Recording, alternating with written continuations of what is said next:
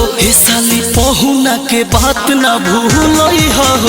मेला यारा में दोबारा घूमे आई हो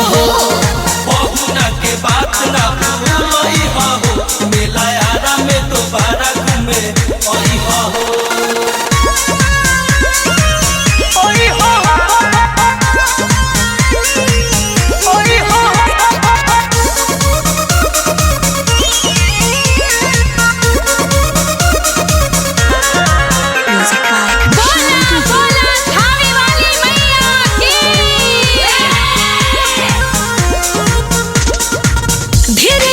जिद नहीं करो जीजा मन नहीं बाटे हमर फेरा में का बड़ो जीजा फेरा में का बड़ो जीजा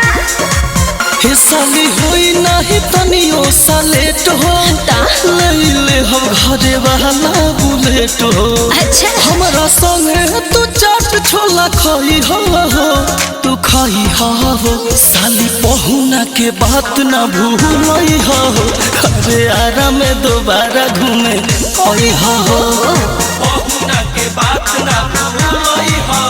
मेला आरा में दोबारा घूमे आई हो ऐसा बात बा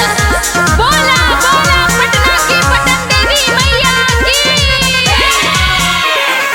आरा में दोबारा घूमे आरा में दोबारा घूमे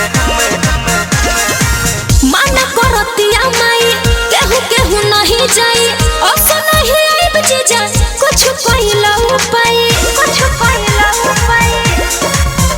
नहीं बाटे घबराए वाला बात हो